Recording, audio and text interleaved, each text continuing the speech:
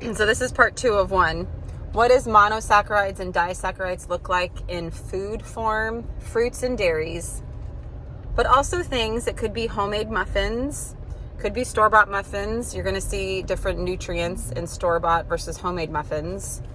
But you want to pay attention to what are some simple carbohydrates that I can supply and structure throughout the day where they don't have to think about it. Now that's going to be really hard if they're outside of the home in school or, just not with you. And so you have to figure out how to signal you need to eat something. Saltine crackers are awesome. There's no fiber in them, but they're going to provide a really quick source to help the brain start to focus again. Muffins, apples, popcorn, those tend to have a bit more fiber-based qualities.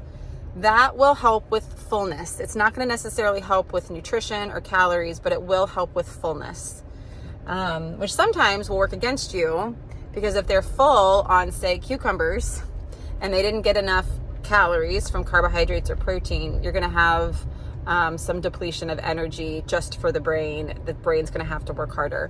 So small, frequent meals are going to be helpful, but yet that goes against, if they're on a stimulant, they're never hungry. So gearing up in the beginning of the day with a full breakfast, making sure that the family system can sit. Find something that has protein. Yogurt is great. If you freeze the yogurt, if you're dealing with anything with ARFID or picky eating, frozen, cold, one-textured foods.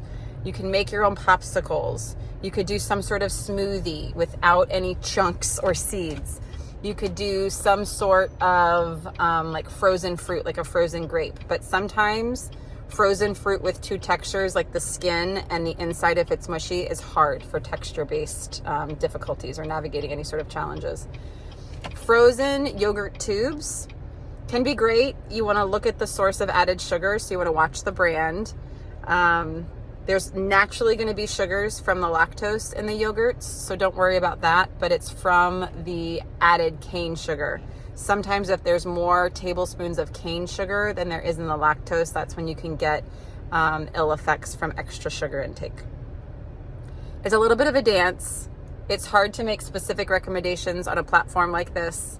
If you do want to get individualized support, that's when you want to find a registered dietitian that specializes in ARFID or any sort of neurotypical divergency, any sort of just patterns with people that have ADHD.